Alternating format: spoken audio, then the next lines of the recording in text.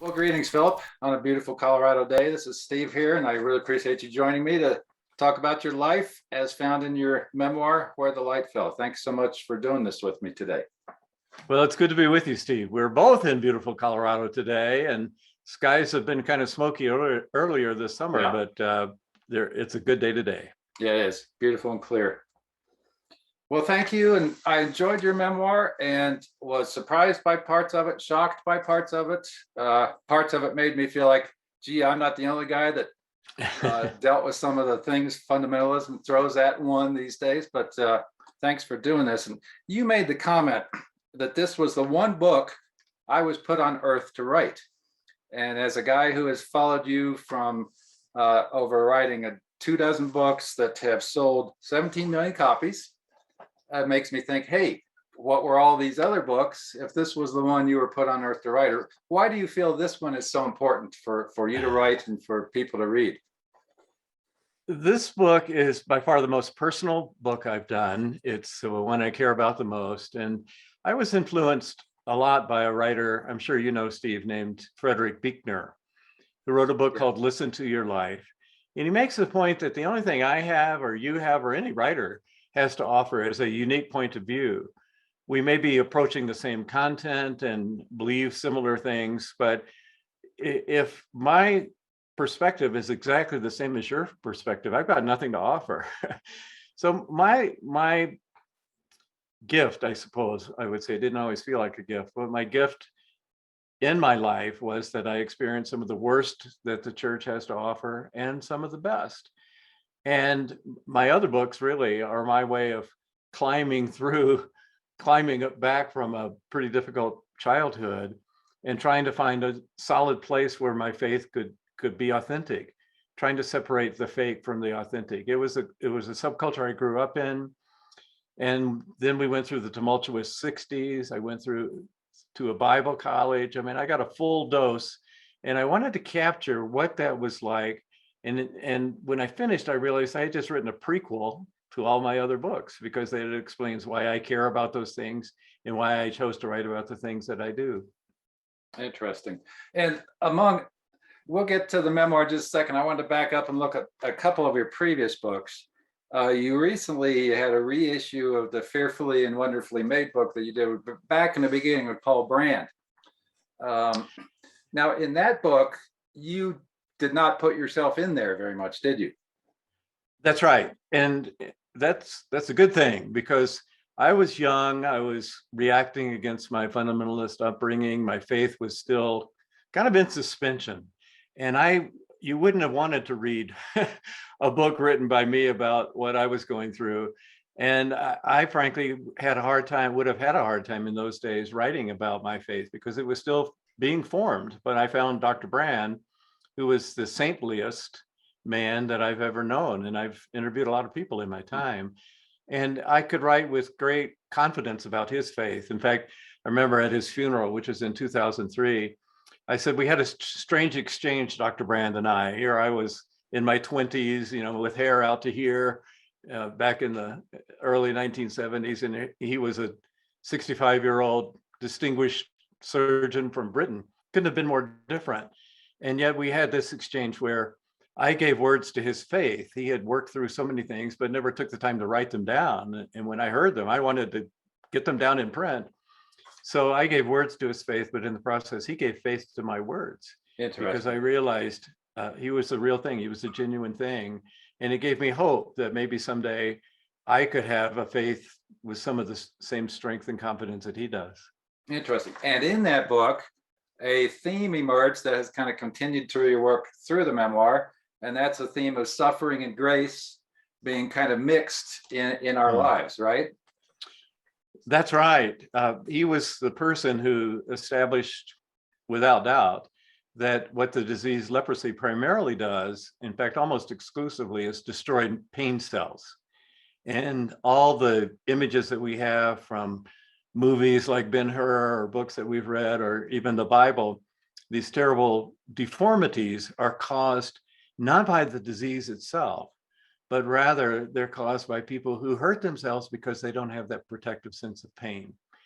And it's just hard to believe, but I've met people in leprosy places who, for example, will lose all their toes. I met this one man who was a furniture salesman, and he refused to wear these orthopedic shoes that would have kept his feet intact. He read these narrow, use these narrow, modern looking shoes, and gradually they would develop blisters and calluses, and he didn't feel them, so he didn't pay any attention to them, and they would get infected, and ultimately the bone would be absorbed. Interesting. And so to him, pain was a gift. He said, if I had one gift to give my leprosy patients, it would be the gift of pain. And I had never heard anybody call pain a gift before. Interesting. One of my favorite previous books of yours was Soul Survivor. And that was probably, would you say that's the most autobiographical of the books you did prior to the memoir? Without doubt. It's a different kind of autobiography because it was kind of an intellectual biography. I was talking about the people who formed me. As a journalist, I had interviewed a lot of them, about half of them, because they were still living. There were others, Gandhi, Tolstoy, Dostoevsky, obviously I couldn't interview. But these were the people who showed me the way. In fact, one of the subtitles they used was, they helped my faith survive the church. Yes. Because I had a pretty rough church background. Yes. And they showed me it doesn't have to be that way. There are other ways, and I could learn from them. So who were some of the authors in that book that you were able to interview? Well, Henry Nouwen is one. Okay.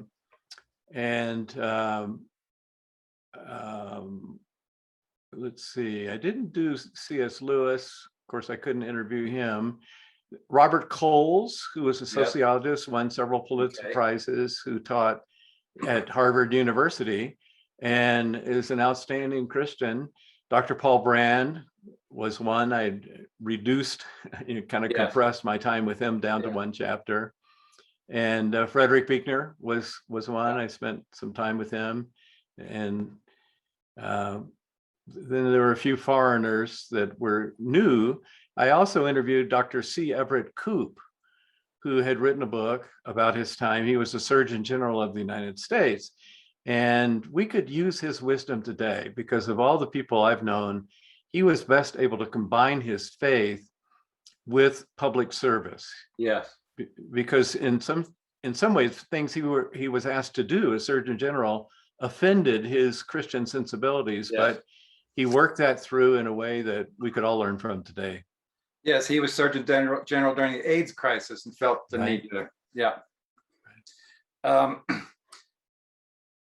my understanding was that there was a huge promotional blitz for that book that was going to break you out into a more mainstream audience. And all of that was supposed to start, I think, the week of 9/11. We just celebrated the 20th anniversary of that. But my understanding is you had all sorts of major media interviews lined up that were immediately just evaporated because of 9/11. Is that basically kind of true? No, that is very true. Of course, that's what the publisher says when it didn't meet their expectations. No, they had a book tour all set up, and I was supposed to go to New York and Washington, D.C. I did ultimately go to D.C. and I went to New York, but this was several weeks after 9/11, and the only books that were selling at the time were related to what we were going through. A publisher re-released a book I had written several decades before, Where is God When It Hurts? Because that's the question people were asking. Yes. And that did very well. But new books, especially one like Soul Survivor, where I'm focusing on 12 people, not all of whom you may have heard of, just kind of went down the list. It made the New York Times list for 1 week. That's it.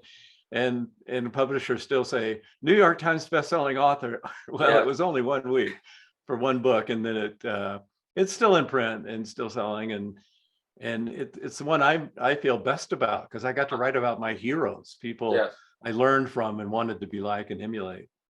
Was that a disappointment for you, the way that played out with 9/11? I'm sure it was, because my goal was not to reach the kind of people who go to Christian bookstores and had bought most of my other books, but it was to reach people who admired people like Gandhi and Martin Luther King and Shusaku Endo of Japan, And several times people wrote me and said, man, I had no idea that they were Christians, but I spell out their faith deeply. And it's part of what made them great. These Yeah. were all people who were at the top of their field and yet were enhanced in every way by their faith. And I had mostly seen people who were shrunken by their faith. Yeah. And I found people who were made larger by their faith. Interesting. Okay, enough preamble on the earlier books. Let's get to Where the Light Fell and the memoir and everything that happens. And it starts right away and with a mixture of death, poverty, and what at least appears to be mental illness, although you don't call it that. But can you start with your dad and his death, which is one of the first chapters? Can you just tell us a little bit about that? Well, my father died when I was 13 months old, so I have no memory of him. In a sense, I never knew him, never met him consciously. However, the real secret behind what was going on in my family didn't come out for about 18 years. I was 18 years old, and my girlfriend came to Atlanta for the first time. She's now my wife. We've been married over 50 years now. But we went to my grandparents' house. She made the comment, "Oh, I'm so glad I am so upset that I don't get to meet Philip's father. Never got to know him, but I'm glad to hear what the rest of the family has to say about him and other relatives." So my grandmother pulled out this old scrapbook, and we're going through, and I'm pointing out this person and that person. It's quite a colorful history. Some of them served in the Civil War. Some of them owned slaves at the time. And so we're explaining all that. And then a yellow newsprint falls out from the Atlanta Constitution. And I see this picture. I immediately recognize it as a younger version of my mother, and she's feeding, turns out to be my father, who's paralyzed. I knew that he had been in an iron lung at a charity hospital and that he was moved from that iron lung. And the article was about this act of faith healing, that there were these several thousand people who were praying for his recovery, his healing. Here was a 23-year-old minister who was planning to be a missionary in Africa. How could it be, quote, God's will to take him at such a time? And so the newspapers were written when things were looking pretty good. He was doing better, maybe had a little bit of motion in one toe. Before then, he couldn't move anything in his body, couldn't even breathe on his own. That's why he was in an iron lung. Well, I looked at the date, and it was 9 days before he died. I knew the date of his death. And that was a shock. I never knew this story. And it was obviously a family secret. Nobody had told me. And here I am, 18 years old, discovering the backstory to my father's death. And things kind of snapped into place because I already knew that after he died, our mother had given us to God. I had a brother 2 years older than I, given her 2 boys to God and said, if you don't want them to replace their father as missionaries in Africa, then go ahead and take them too. And that was a serious vow. It was kind of like Hannah's vow in the Old Testament, giving her son Samuel up. The story of the book is how that plays out in toxic ways. It was a vow at first, and then later it became a kind of curse, especially on my brother. So we never quite fulfilled her expectations. She doesn't really read my books. She doesn't approve of me. And my brother and she had no contact for over 50 years. So an estranged family. And I know a lot of people in America, after I've told my story, they come up and tell me a similar story about a sibling they haven't spoken to for ages. And it's not that uncommon, but in my case, it was charged with this kind of religious zeal that worked itself out in very unhealthy ways. And they basically trusted divine healing rather than the iron lung, and that led to his death, right? That's right. Yeah. The newspaper clipping said that he went away from that hospital against medical advice. So you have to actually sign a statement saying, I've been counseled that this is not the way you should do, and we forfeit any liability from this point on. And they signed that statement and believed he would be healed. Interesting. So you can see where some of my interest in suffering and pain comes from. Yes. Yeah. Because they had a clear idea about what was God's will, and it turned out evidently not to be God's will. And a lot of people in different ways experience that disjunction between what they believe, and also people who say they're speaking for God, and then later you find out they really weren't speaking for God. Exactly. And then there's dear old mom, who in one episode, that there's so many little colorful anecdotes you drop in, but as all kids do, you slammed your hand in a car door and went to dear old mom for a little love and compassion, and she basically said, hey, it's your own darn fault for putting your hand there. So can you tell us a little bit about her? And I said she looked like she was mentally ill, but you don't really feel like that definition fits. Can you introduce us to her briefly?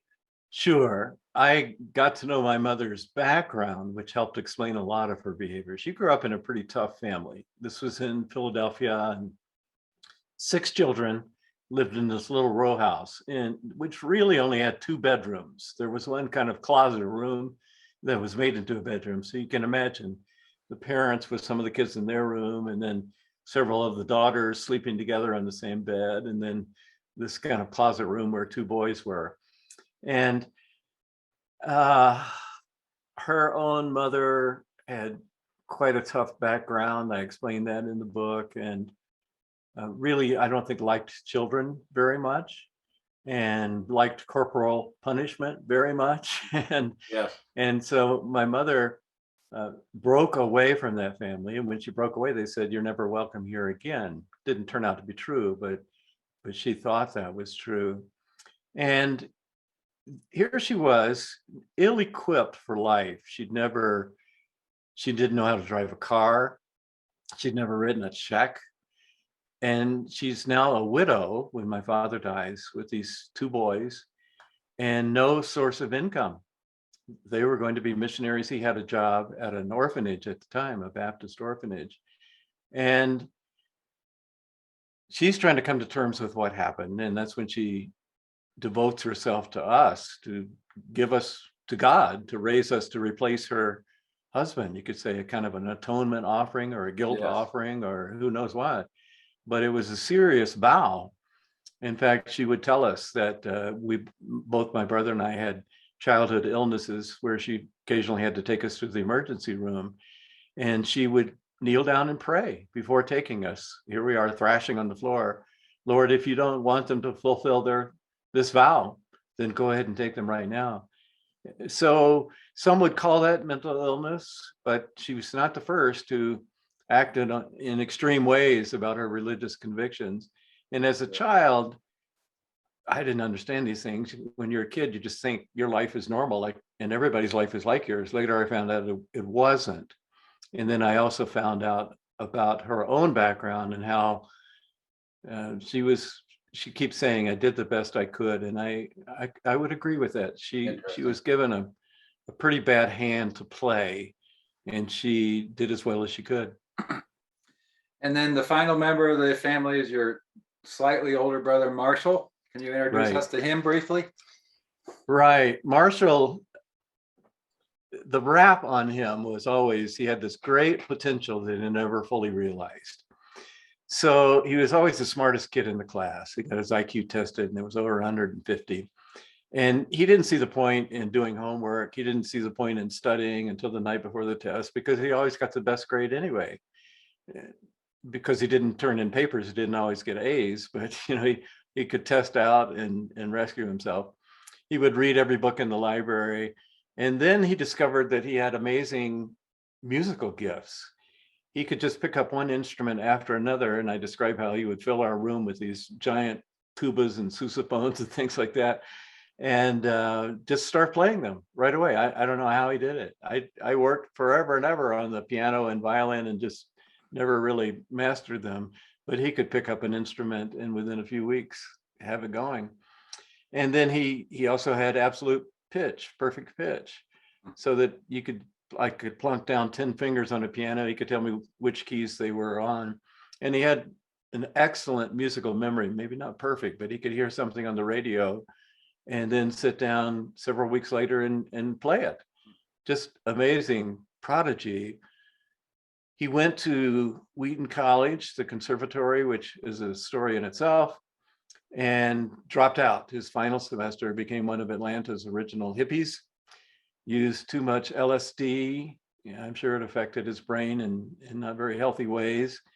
And then he went where most hippies end up, in California, and has lived there quite some time. He's lived several lives and gone through a number of different relationships. About a little over 10 years ago, he had a stroke that disabled him permanently.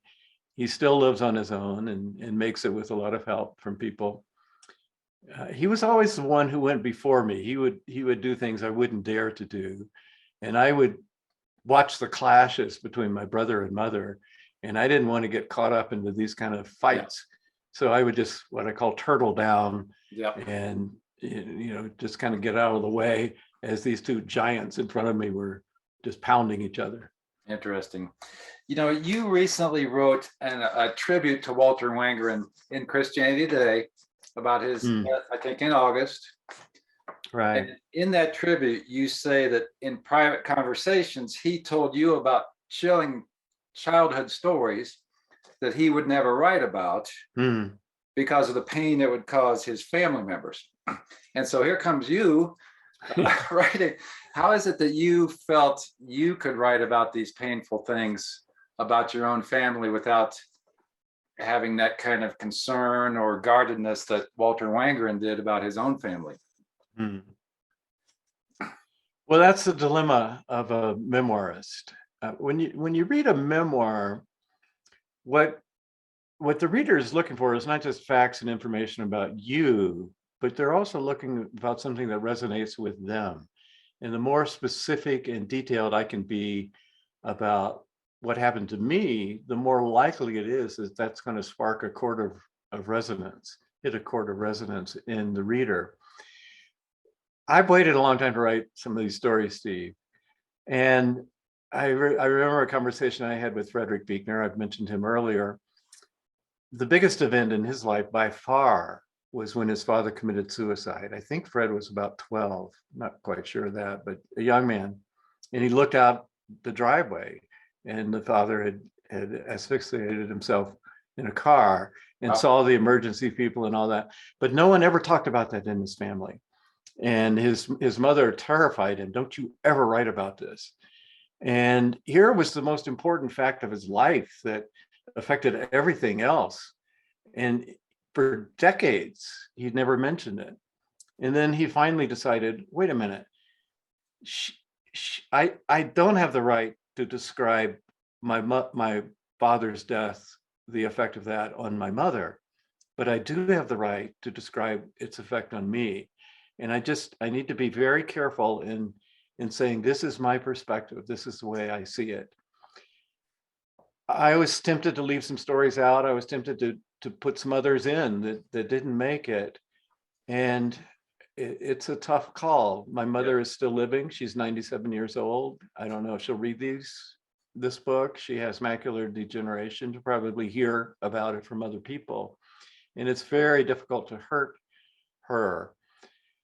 At the same time, I'm in a way, I'm validating my brother, who has been the wounded person in our family for most of life, and I'm kind of holding him up as a worthwhile human being, worth writing about. And at the same time, I'm thinking of these readers out there who have fractured families, unhealed wounds. They're the ones I'm writing to, and it's my hope that I'm trying to be as compassionate as possible, but I'm trying to be as truthful as possible as well. And it's not just to strip in public and say, hey, look at me. It's because I hope that those stories and the effect of them and the childhood wounds will help other people come to terms with similar things or even different things. But I try to do it with compassion. I try to do it with hope. Maybe that's the gift of pain in different guise, right? Yeah, and I have to say, my wife was worried about me when I was writing this book, because I would usually go out into the mountains and be alone for usually 4 days at a time, and she'd know that I was going to write about some very tough scenes from my childhood, and she kept thinking, is he going to come back a basket case? Am I going to have to put him back together? But I found it very healthy to stitch together even the bad parts, even the negative parts, the scary parts. If you can put them together into some sort of pattern of meaning, at the end, I had to sit back and say, nothing got wasted. It was all used in forming the person that I am. And I was able to put together a picture that makes sense to me and maybe to other readers as well. Interesting. And along the way, you talk about being trailer trash, working on a garbage truck. And there was, again, another detail of reusing the same paper bag for your school lunch day after day because of the high price of paper bags, et cetera, et cetera. But right.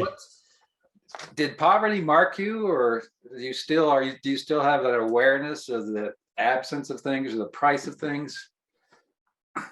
Yeah, I'm very cheap. And keep my clothes. I don't throw things away.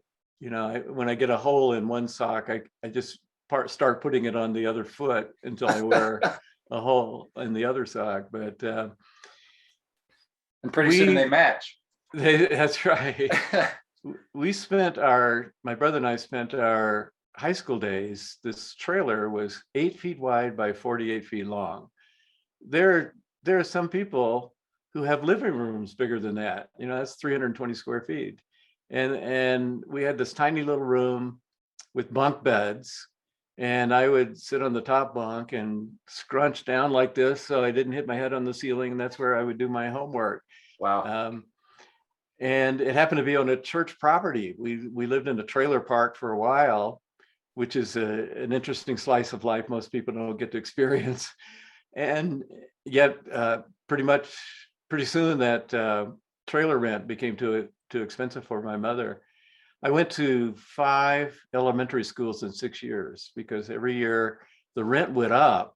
This bait and switch tactic. They have a cheap rent for the first year, yeah, and then the next year they raise the rent. Well, we would just find another bait and switch, move to another house. Interesting. And so that was an ordeal. Again, as a kid, you just think everybody gets shuffled around like that, and actually no, most of them went to the same school for 6-7 years in a row. Interesting. And you talk a lot about your life as a fundamentalist, including there's another description, you mold in a baptistry and things like that. You don't really define fundamentalism, but some of the things you talk about are teachings on race that you grew up with, teachings about Catholics. You talk about how some of the Baptists you knew cheered when JFK was assassinated. Right. What was growing up fundamentalist like for you? Well, you've probably heard some of these old definitions of the difference between evangelical and fundamentalist. And an evangelical is basically any Christian who likes Billy Graham. Yeah. Of course, things have changed because he's not been with us for a while. And a fundamentalist isn't sure about Billy Graham and is very angry. So that would be the difference. And the group I grew up in was not sure about Billy Graham, and they were sure about some other things. They were sure that people of color were created as inferiors to serve white people. I mean, you talk about white supremacists. This was taught in my church with this terrible curse of Ham theory, and that's all I heard as a kid growing up. And later I found out some of these things were flat out wrong. They lied to me about race. And if they lied to me about that, maybe they lied about the Bible. Maybe they lied about Jesus. So that sparked a crisis of faith for me that would work itself out over decades as I tried in my own writing to come to terms with some of these things. But the fundamentalism in my day, nowadays, it's often associated with politics. So you often hear 81% of evangelicals voted for Donald Trump, you know. In my day, we were pretty apolitical. We were trying to be very different from the world, the Yeah, scary world out here where people would drink alcohol, smoke cigarettes, go to movies, things like that. You know, we were trying to be different. So we had our own little bubble culture. And I think the main way people kept you from sinning was make you go to church all the time. So we would go several times during a week, and of course Sunday night, and prayer meeting and revivals and summer camp, and you could never get away from the church. And I think that was their goal. yeah, interesting. And you talk about growing up with a sense of shame and fear, right? Right. Shame because we were so different than the people around us. So one time a literature class, everybody in the class, the teacher told us that we could all go see this new movie of Othello with, I forget who it was, Sidney Poitier or somebody like that in there. And everybody's excited because they miss a whole afternoon of classes. You know, who doesn't want to cut class when you're in high school? But of course, it's a movie. It's a Hollywood movie, so I'm not allowed to go to those. Interesting. And you know, I have to go up to the teacher afterwards and say my church doesn't allow me to do that. And I got an assignment about writing something on Geoffrey Chaucer or something. Everybody else is out there at the movies, and I'm back in this little empty classroom writing on Geoffrey Chaucer. That's kind of the shame aspect. And we were encouraged to carry a big red Bible around on our book. So people would say, "Why are you carrying a Bible?" And then you tell them the 4 spiritual laws or something like that. Yes. That was a shame. The fear, I've got to say, Steve, that's one of the things that troubles me most about the evangelical / fundamentalist movement, as I've experienced over decades now. There was always something to fear. If America elects a Catholic president, you know, when JFK ran, everybody in my church got a copy of that book. And fearing communism, which was a valid fear, actually, the Cold War, with missiles pointed at us. And then Y2K and HIV/AIDS and secular humanists. Yeah, secular humanists. And now it's things like vaccines, you know, but it seems like there's just always something to fear. And the Bible is pretty clear that perfect love casts out fear. And if we're going around afraid all the time, that says something about our view of God and our view of love. And so that's one reason I keep emphasizing God's grace, saying, wait a minute, you know, our faith is not based on fear. It's based on God's love and God's desire to reconcile with us, not this tyrant in the sky who's waiting to punish us, you know, and exactly the opposite. Perfect fear can cast out love, can't it? That's right. That's right. You were saved from fundamentalism by words and science. Do you want to say something about that briefly as we near our ending time soon? Sure. Yes, it was through books really that I realized there was a wider world outside. In high school, you read books like Animal Farm and Brave New World and Lord of the Flies, and I was just introduced to the world outside. Here I am living in this little aluminum box, this trailer on a church grounds, this tiny little church grounds with fundamentalist beliefs. But when I would pick up a book, it's like I got on a magic carpet and I could fly to France or in London and just see the world in a different way. And it started changing my beliefs. The most dramatic one was the belief about race. I had some personal encounters that convinced me that the church had lied to me about that. But then with books like Black Like Me, that was a very formative book for me. To Kill a Mockingbird hadn't been out that long. And then Black Like Me, where this journalist, white man, took injections to turn his skin a dark color. And so he passed as a Black man in Mississippi and Alabama. And he describes, here's the very same person when he was white skinned, treated with respect, like a gentleman, may I help you, sir? And then the very same person just turns his skin dark and he's treated like an animal. And he describes that very vividly.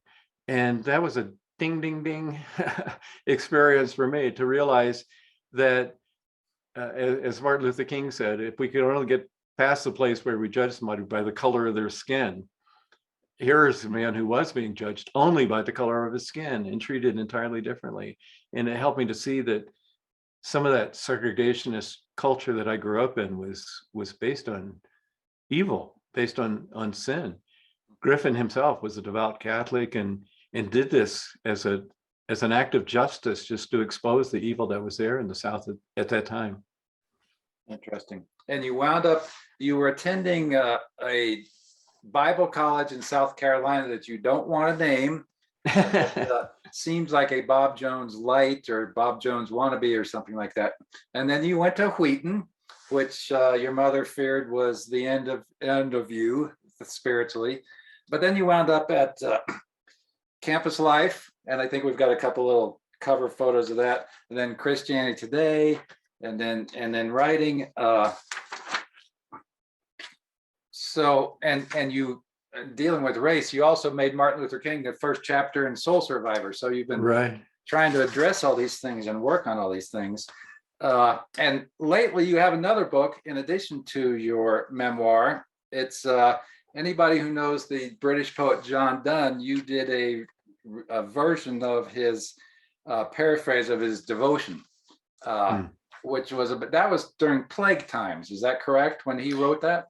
Correct. It was a pandemic, and it happened to be the bubonic plague in those days. And he was the dean of St. Paul's Cathedral. A third of London had died, a third ran away. And for the people left, he was to bring them comfort. And then suddenly he got sick. And he and his doctors believed it was the bubonic plague and that he would be dying.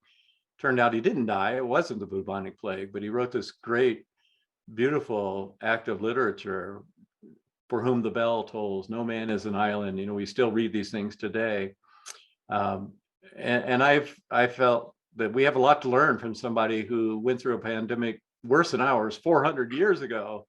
And so devoted most of the pandemic summer trying to bring it more into the 21st century and cut out some of the strange science and old-fashioned medicine.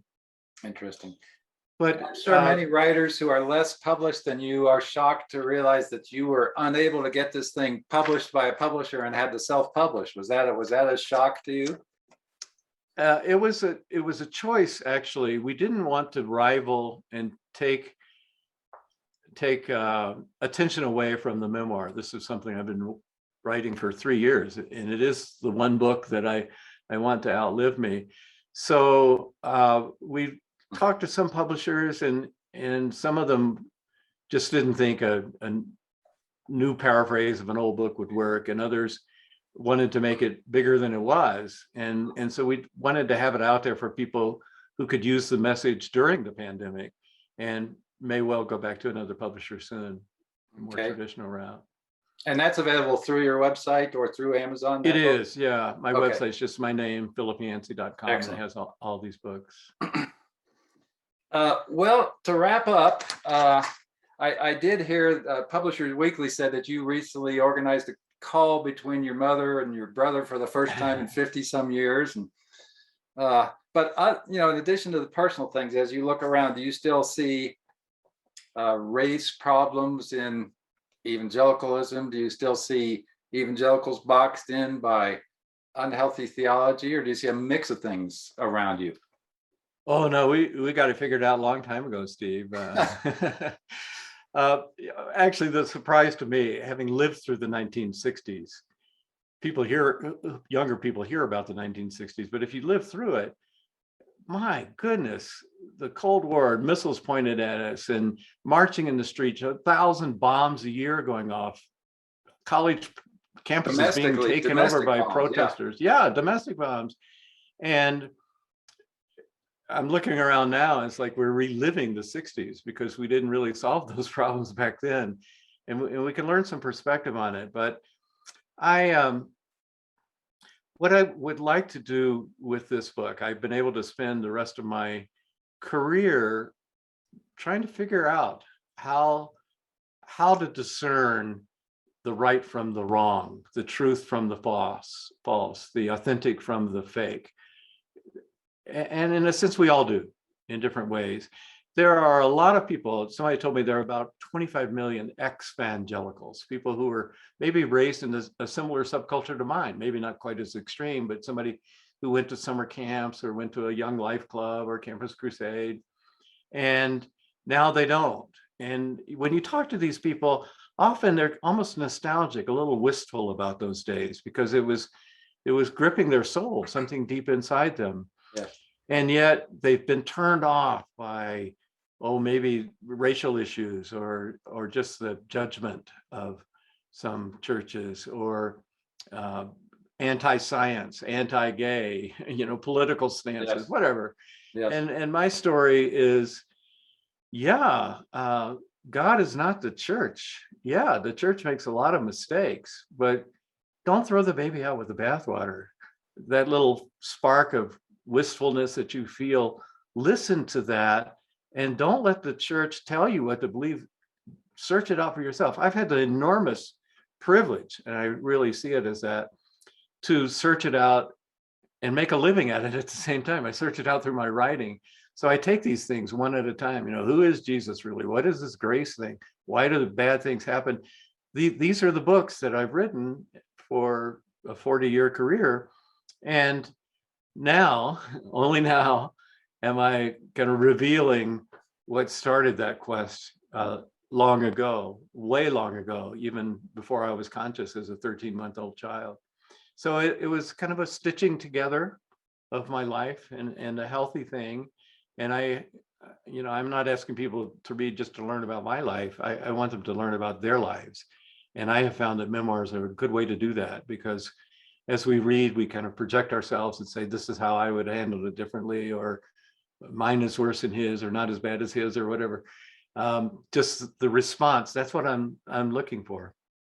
And to wrap up, does the title "Where the Light Fell," I mean, does that kind of indicate that even in a dark situation, God's light still gets through the cracks, or where did that come from? It came from a quote by St. Augustine, who said, I was unable to look at the sun directly, S-U-N, meaning God, really. I was unable to look at the sun directly, but I could look on where the light fell. And that was my story too. I had been scorched by the sun because the sun presented to me was this angry cosmic bully up in the sky, ready to smash people. And I wanted nothing to do with that God. And three things brought me back. I spell it out in the book. Beauties of nature, that was always my recluse, a place to go to heal with family dynamics going on. So nature, classical music, and romantic love. I started experiencing these things. I was kind of a tough shell of a person, very wounded, but hiding it through armor. And at that time, those things melted those shells. And I realized the church has lied to me about God. They've misrepresented God, the creator who gave us all these incredible things in nature around us, who is an artist, one who invented beauty, and the world is full of goodness and love being right at the heart. Those things show me that God is different than the God I was raised. I want to know that God, and started me on it was a quest, but it wasn't a very serious quest. As I tell in the book, I wasn't sure. I was afraid. I'd been burned by the church, and I didn't want to be like one of those people, one of those cookie cutter Christians. And then I had this conversion experience that just came. I was the most surprised person of all. And sometimes that happens. It's not necessarily the norm, but in my case, God reached down and revealed himself quite dramatically, and it changed my life forever.